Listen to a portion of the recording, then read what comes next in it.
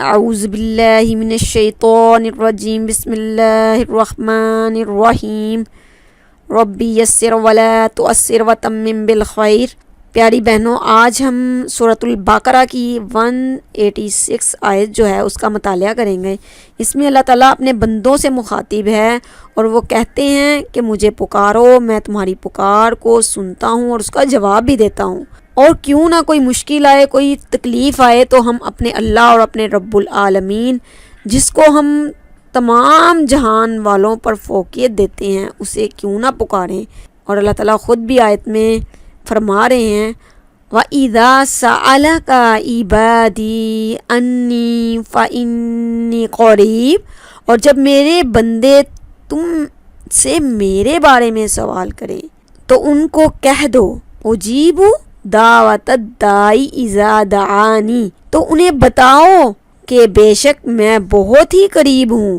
فَلْيَسْتَجِيبُوا لِي، جب بھی پکارنے والا مجھے پکارتا ہے، اللہ تعالیٰ کہہ رہے ہیں میں اس کی پکار کا جواب دیتا ہوں۔ اللہ تعالیٰ کہہ رہے ہیں وَلْيُؤْمِنُوا، بس ان کو چاہیے کہ میری بات قبول کر لیں، بی لعلہم یرشدون، میری بات قبول کر لیں اور مجھ پر یقین رکھیں تاکہ وہ ہدایت پالیں۔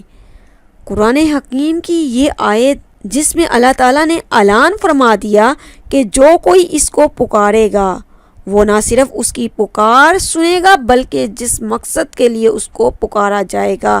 اس آیت مبارکہ میں یہ قید نہیں ہے کہ پکارنے والا متقی پرہیزگار ہو تو اس کی پکار سنی جائے گی، بلکہ رحیم و کریم نے عام طور پر سب کے لیے یہ ارشاد فرمایا، لیکن اس نے پکارنے والوں سے یہ مطالبہ ضرور کیا ہے کہ پہلا مطالبہ یہ ہے کہ اللہ تعالیٰ کی طرف سے دی ہوئی دعوت کو قبول کریں، اس کے حقیقی رب ہونے پر ایمان اور یقین رکھیں۔ اس کی طرف دوسرے نمبر پر جو بات آ رہی ہے وہ یہ ہے، اس کی طرف سے نازل ہونے والی کتاب کی تعلیم کے مطابق عمل کریں، اور تیسری بات شرک و بدعت سے بچ جائیں، اس کی ذات و صفات میں کسی کو شریک نہ بنائیں، کیونکہ یہی رشد و ہدایت ہے، اور اس کے اصول کے لیے لازمی ہے کہ ہر قسم کی گمراہی سے اجتناب کیا جائے۔ جو ذات بہت ہی قریب ہے، جو سمیع البصیر ہے اور علی کل شیء قدیر ہے، اس کی طرف دیکھا جائے، اس پر توکل اور بھروسہ کیا جائے اور اس کو پکارا جائے تہہ دل سے، اور وہ آپ کی پکار کو سن کر آپ کی فریاد کو پورا کرے گا۔ اس میں اللہ تعالیٰ اپنے بندوں سے مخاطب ہے اور فرما رہے ہیں اُحِلَّ لَكُمْ لَيْلَةَ الصِّيَامِ الرَّفَثُ إِلَىٰ نِسَائِكُمْ، روزے کی حالت میں اپنی بیویوں سے مباشرت کرنے کو تمہارے لیے حلال کر دیا گیا ہے۔ ہن لباس لکم وانتم لباس لہن، وہ تمہارے لیے لباس ہیں اور تم ان کا لباس ہو۔ علم اللہ انکم کنتم تختانون انفسکم، اللہ تعالیٰ نے جان لیا کہ تم اپنے آپ سے خیانت کرتے تھے۔ فتاب علیکم وعفا عنکم، پس وہ تمہاری طرف متوجہ ہوا اور تم سے اس نے درگزر کیا۔ فالآن باشروہن وابتغوا ما کتب اللہ لکم، بس اب تم ان سے مباشرت کرو اور اللہ نے جو تمہارے لیے لکھ دیا ہے یعنی اولاد، اس کو تلاش کرو۔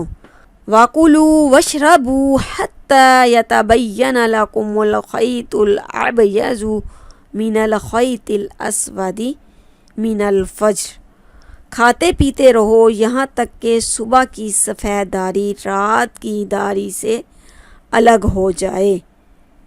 ثُمَّ أَتِمُّوا الصِّيَامَ إِلَى اللَّيْلِ، پھر رات تک روزے کو پورا کرو۔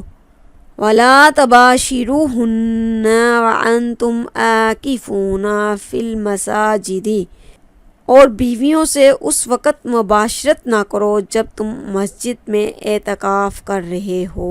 یہاں اللہ تعالیٰ نے پھر حد بندی کر دی۔ تِلْکَ حدود اللہ، اللہ تعالیٰ اگلی آیت میں اس کی تشریح خود ہی بتا رہے ہیں، یہ اللہ تعالیٰ کی حدیں ہیں۔ فَلَا تَقْرَبُوهَا، ان کے قریب نہ جانا ان حدوں کے۔ کذالک، اسی طرح یبین اللہ آیاتہ للناس لعلہم یتقون، اسی طرح اللہ تعالیٰ لوگوں کے لیے اپنی آیات بیان فرماتے ہیں تاکہ وہ متقی بن جائیں۔ ان آیات میں بھی اللہ تعالیٰ نے متقی کا لفظ استعمال کیا۔ سٹیپ بائی سٹیپ پچھلی آیات میں بھی ہم یہ متقی کا لفظ پڑھ چکے ہیں، اور اللہ تعالیٰ ہمیں واقعی متقی بنا دے، پرہیزگار بنا دے۔ مومنوں کے لیے اللہ تعالیٰ نے بہت آسانی پیدا کر دی۔ جس کام میں وہ خیانت کے مرتکب ہوتے تھے یا خیانت کی جو وجہ تھی، اس قانون کو انسانی فطرت کے مطابق اللہ تعالیٰ نے بدل دیا۔ صحیح بخاری میں براء بن عازب سے مروی ہے رضی اللہ تعالیٰ عنہ کہ جب رمضان المبارک کے روزے فرض ہوئے تو صحابہ کرام رضوان اللہ اجمعین سارا رمضان اپنی بیویوں کے قریب نہ جاتے، لیکن کچھ لوگ تھے جو اس سلسلے میں خیانت کے مرتکب ہوتے تھے۔ اللہ تعالیٰ نے اپنے بندوں کی فطری کمزوری کی وجہ سے مذکورہ آیات نازل فرمائی۔ اس آیات مبارک کے ذریعے یہ مسئلہ بھی حل ہو جاتا ہے کہ جو کام انسانی فطرت کے تحت ضروری ہو اسے روکنے یا رکنے میں تشدد کرنے کے بجائے اس کو انسانی فطرت کے مطابق کرنے سے معاملہ درست ہو جاتا ہے اور خیانت خود بخود ختم ہو جاتی ہے۔ رمضان المبارک کی راتوں میں بیویوں سے مباشرت کرنے کی نہ صرف اجازت مل گئی بلکہ خاوندوں اور بیویوں کے تعلق کو بڑی ہی خوبصورت انداز میں اجاگر کیا گیا، یعنی بیویاں خاوندوں کا لباس ہیں اور خاوند بیویوں کے لباس ہیں۔